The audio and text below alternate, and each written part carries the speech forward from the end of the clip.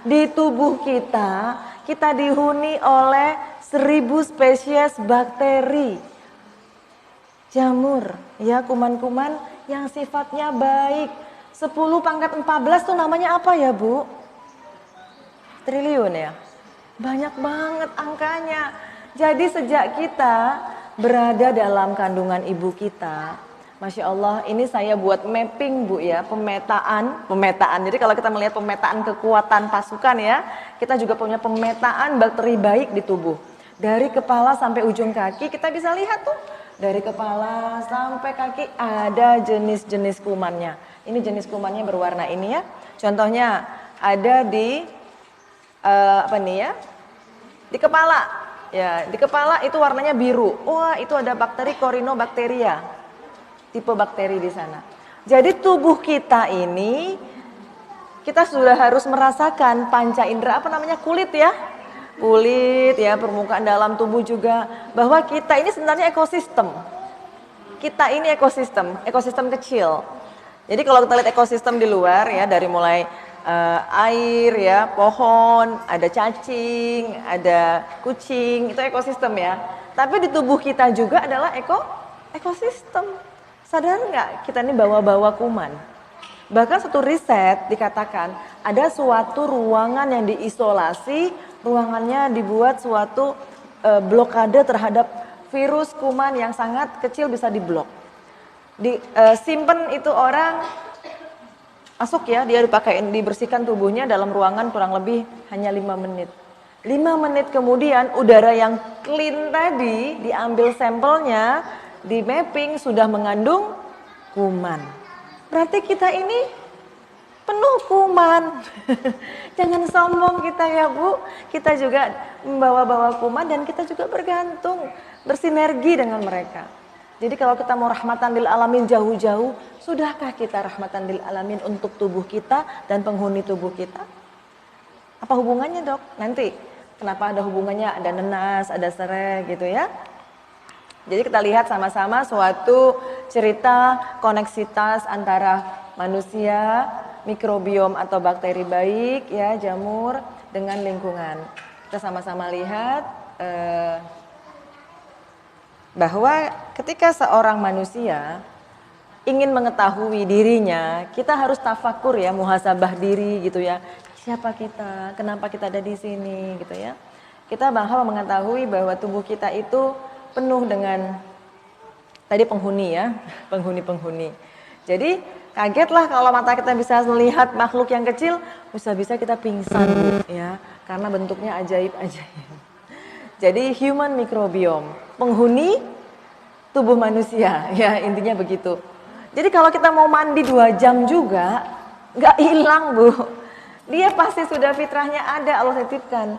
Ternyata kalau kita salah menjaga mereka, maka yang terjadi adalah ketidakseimbangan tubuh. Jadi konsep sakit manusia berawal dari ketidakseimbangan atau imbalance. Karena kita tidak punya ilmu menjaga permukaan tubuh. Tidak menggunakan panca indera tadi ya.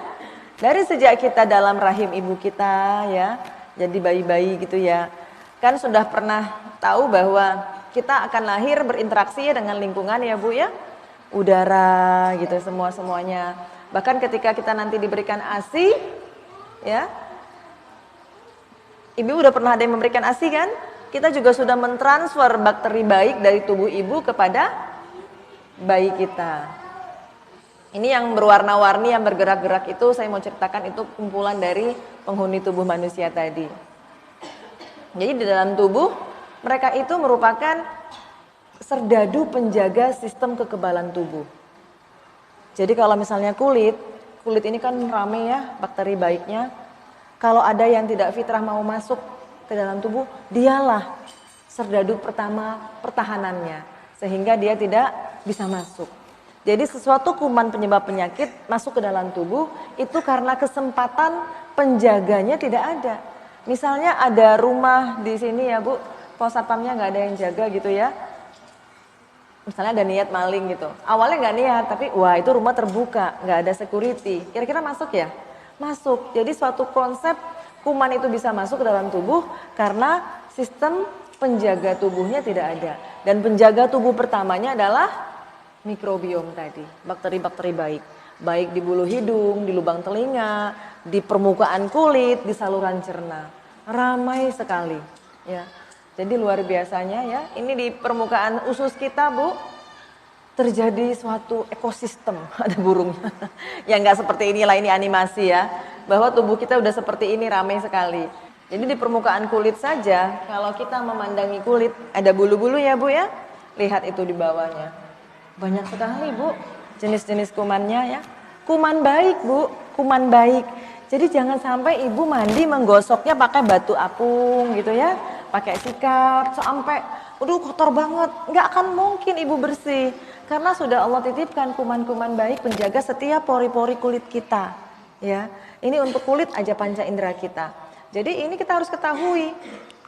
Nih bayangkan Bu, di sebelah kiri itu ya, bakteria protect skin, melindungi kulit kita melawan jamur dan beberapa infeksi-infeksi lainnya. Kemudian ini juga menjaga ini yang tidak baik, ini dalam folikel rambut. Jadi yang nggak keramas gitu ya sebulan, pasti bakteri baiknya mati, bakteri jahatnya hidup. Ini juga untuk yang berjerawat juga bisa timbul bakteri pada kulit. Ini juga di kemaluan. Jadi intinya apa? Mereka itu makhluk hidup bukan?